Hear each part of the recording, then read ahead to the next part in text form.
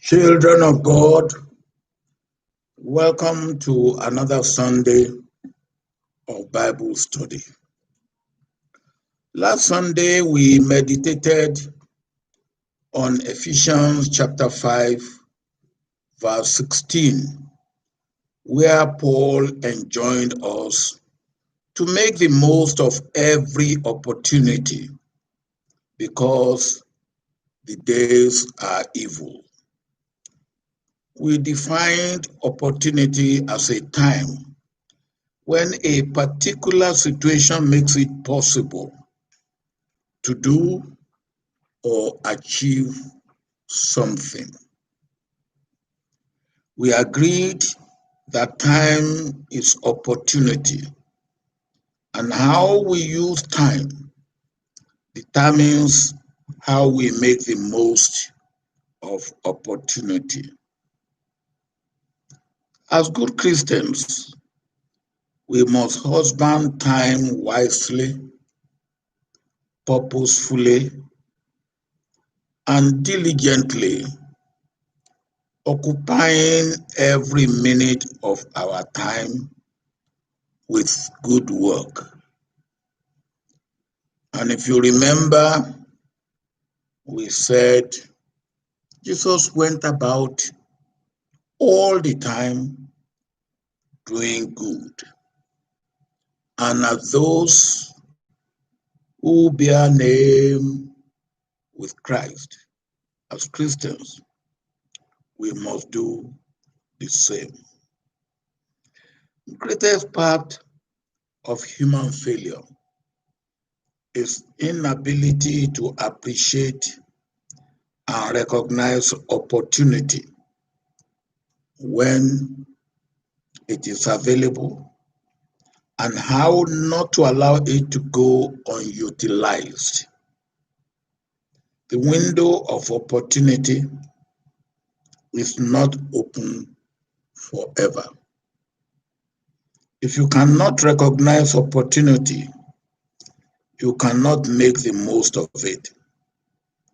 If you recognize opportunity and you have a wrong and negative mindset of pessimism, fear, doubt, insecurity, and lack of confidence and faith, opportunity will fly away, or the window of that opportunity will close. It is our position on ability to recognize opportunity when it is available, and having the right mindset to grab it and utilize it that led to a viewer of last Sunday's study to telephone me to share with me how she nearly lost an opportunity. And she asked me to speak a little in more detail on hindrances and pitfalls that can make us miss opportunities and how we can avoid these hindrances and pitfalls. And that is what I will want us to concentrate upon today. Let me again start where it all must start. The mind. The mind is the most important aspect of how we recognize opportunity, how we relate to it, and how we utilize it. The mindset is very important. A positive and optimistic mindset will identify possible goodness that may be achieved even in a bad situation. A negative mindset will see darkness where it should see light. Let us consider a number of ways that the mind by itself and by what it absorbs from outside works against identification and utilization of opportunity. Fear of failure and fear of people's opinion is destructive and crippling. But you must remember that you have your life to live. If you allow fear to take control of your life, then you have no life again. You only have fear. Your life will be entirely dominated by fear. An outsider will stoke the fear in you and heighten it up for you. But your confidence, trust, and faith in God will drive all fears away. You will banish fear with embracement of God. By embracing God and God's commandments and God's injunctions, you drive away fear. Fear is one of the greatest weapons of Satan to fight against the children of God. Theologians say that there are 365 don't be afraid or have no fear in the Bible, one for every day of the year. With no fear, you will be able to see opportunity as you should see it, to be made most of, to be utilized to advantage. Another weapon of Satan is doubt. Doubt induces fear. Doubt induces lack of confidence, and fear induces doubt. They are symbiotic, feeding on each other. When doubt sets in, confidence, trust, stability, and security all become shaky, and the house of opportunity crumbles. Doubt means that you are not fully convinced. You are half-hearted. You cannot go into anything half-heartedly and expect great achievement. You need to grab and with great and encouragement, move on and do not look back. You put your hands on the plow and you don't look back. Again, banish doubt with self-confidence, trust, and faith in God.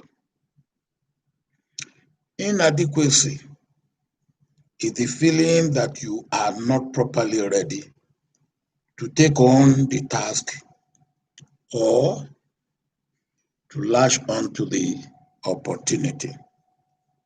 It is another weapon of Satan.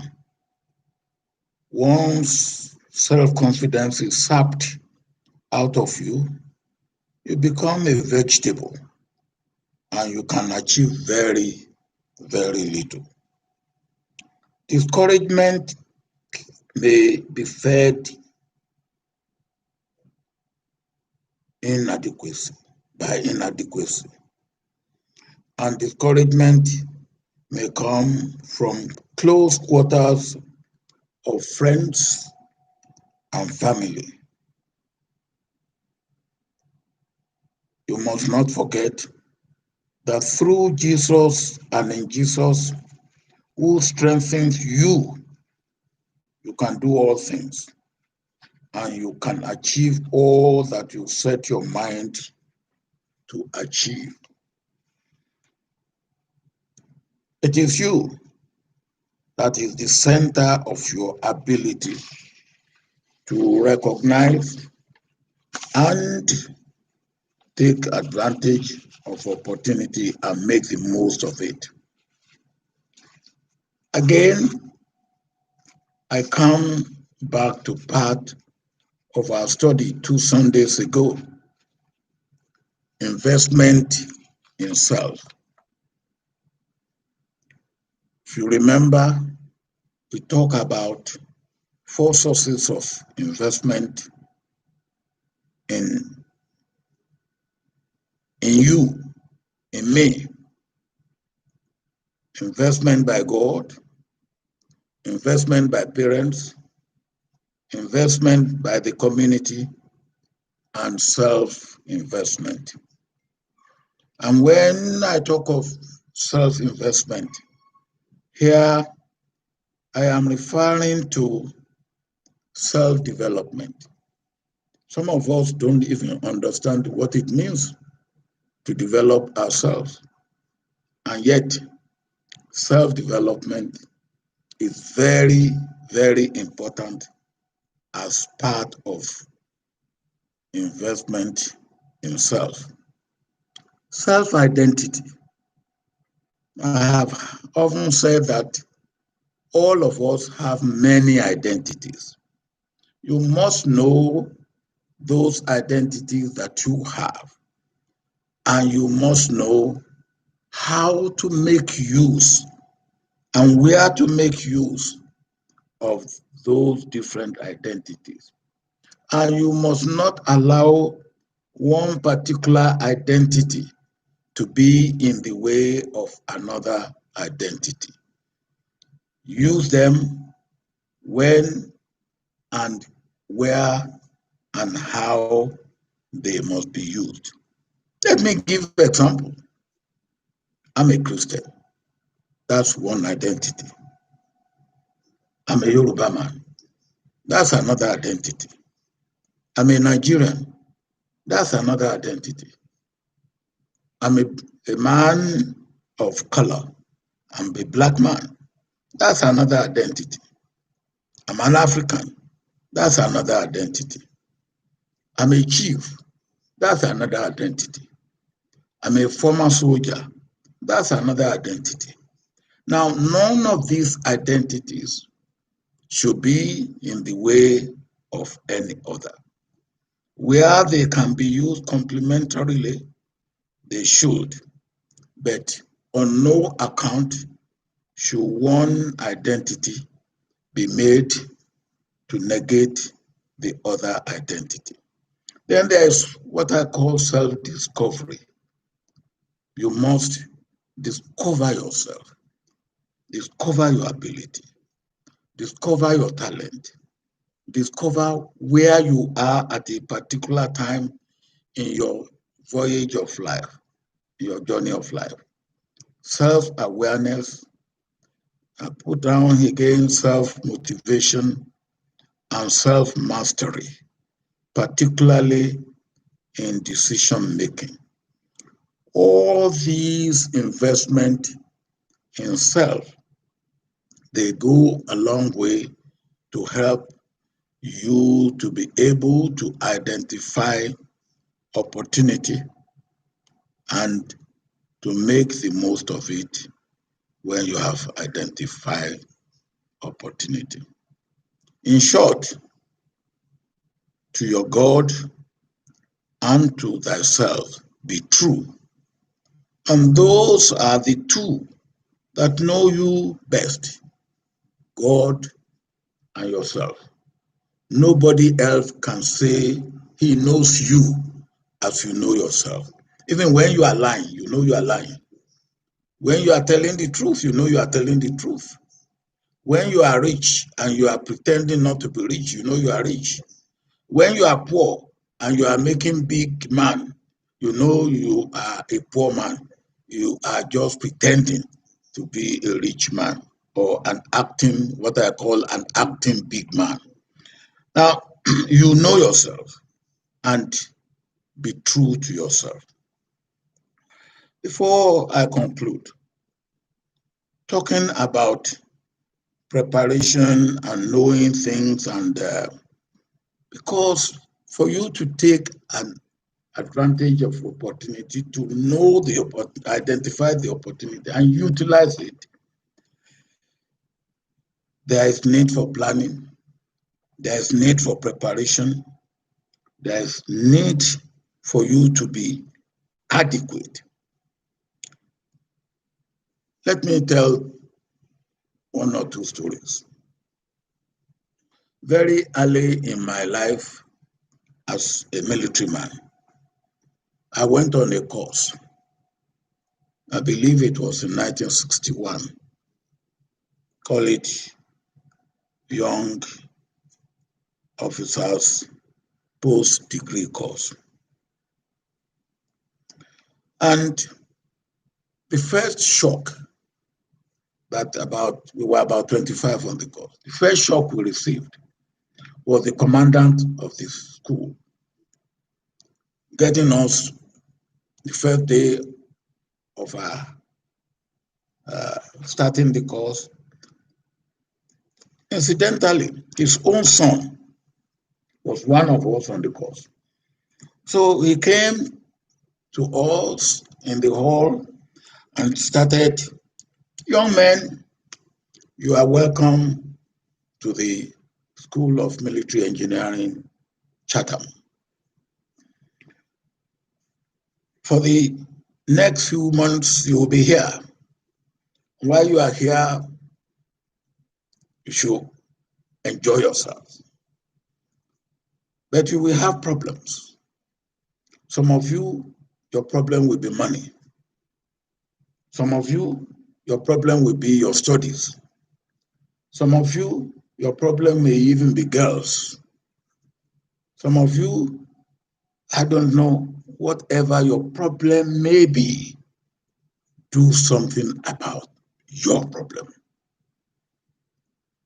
Don't let me have to be the one to handle your problem for you." We thought, so far so good. Then he said to us, "Even if you commit suicide, you are doing something about your problem." None of us took kindly to that.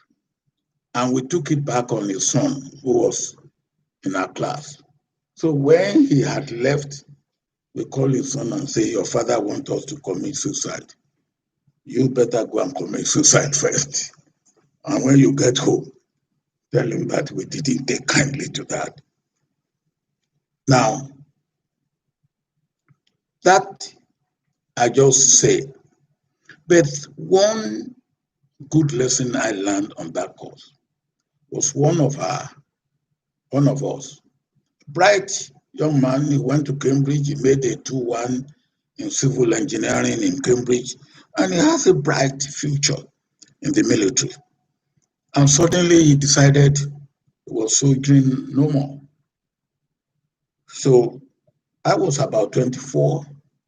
They were a little bit younger, 21, 22. So I serve as a sort of senior brother to all of them. So I called him. I said, "Look, young man, why are you no longer soldiering?" He said, "No, he has made up to take advantage of an opportunity.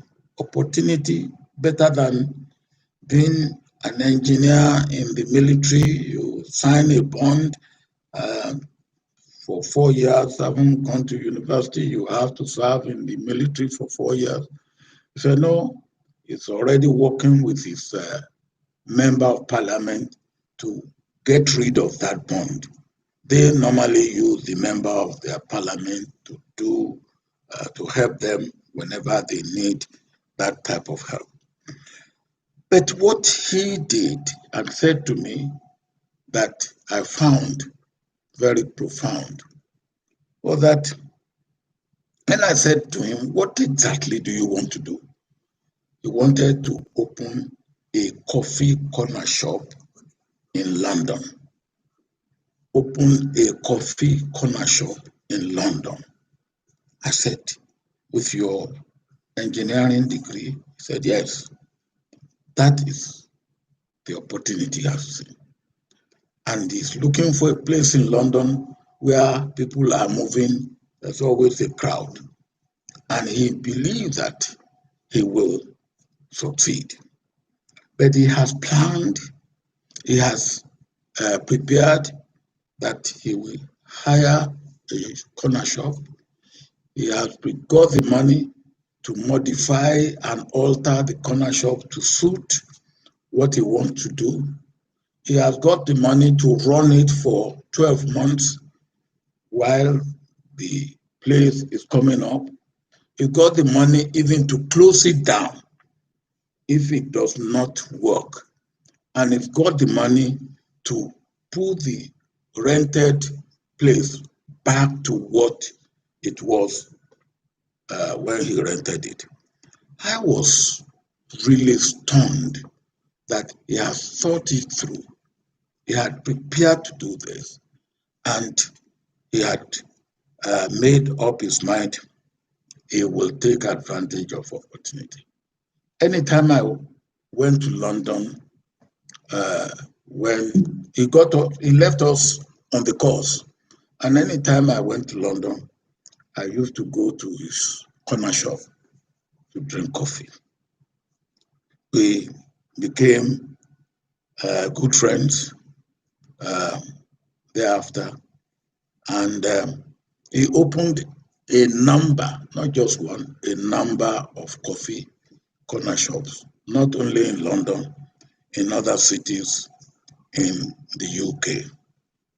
That is the way to think of opportunity, to work and plan about taking advantage of opportunity and to take to see it through.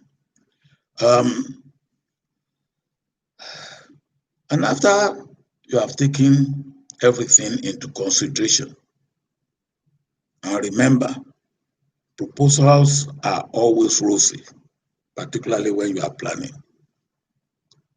You must prepare for the worst case scenario. And that was what that young colleague of mine did. We in the military, we call it the wet weather alternative. You plan a parade, everything will go well, but if it rains and the parade cannot take place in the open, what is the alternative? You must have a wet weather alternative.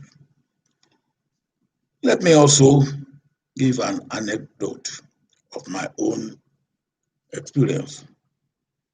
When I left public office in 1979, I made up my mind that I was going into farming, and people were wondering what will take me to farming, what sort of farming. But when what I expected happened or did not happen when as I expected it, and something else happened, I had to look and take advantage of what happened. And what happened, I did not plan that I would leave the military at a young age of 42 and start to look. And when I have reached the zenith, the highest level, not only of the military, but also in the state apparatus, having become the military head of state. So I had to think, and what can I do? I thought going into farming is where I will not have to go into offices and say, can I supply this with briefcase, and do you have contract from me? So I thought of going into farming, and I made preparation. And people ask me, what sort of farming do you want to go into? I say, poultry farming. They said, there are many people in poultry. I say, yes, but let me try. And I did. One, I had a few, 3 or 4 pieces of land where I could start my farming. But I took the one in Ota because of proximity to Lagos, which will be my market. Now, we plan, I went to the bank. Well, in those days, we had agri credit guarantee scheme loan.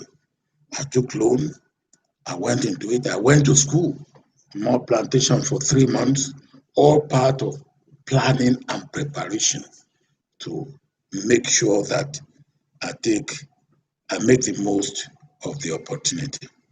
And I did. And I remember telling my wife, I said, look, I have planned to go into this, and in 3 years, if I do not see sign of success, I will come back to the uh,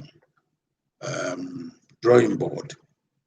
Because I believe 3 years is long enough for you to start seeing sign of success. And after 18 months, I came home one day. I said to my wife, I've seen sign of success. I will make it in this farming business. And he said, Olu, you have always told me that, but we'll see how far. So he said he wanted to come to the farm to see what we are doing.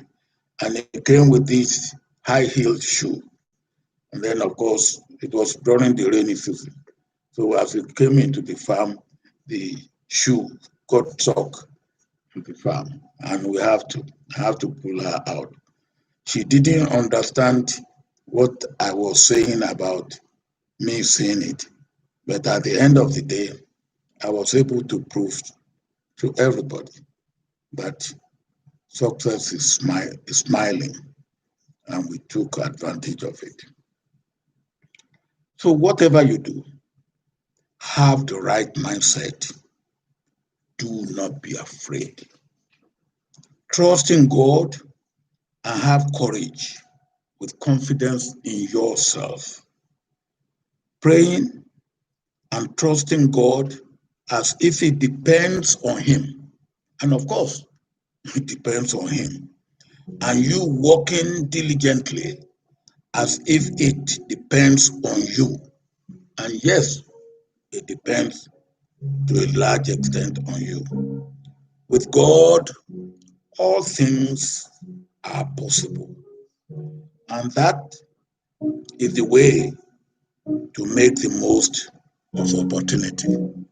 May God give us the enlightenment to be able to understand, to recognize, and to make the most of opportunities that are available to us. Thank you. Thank you.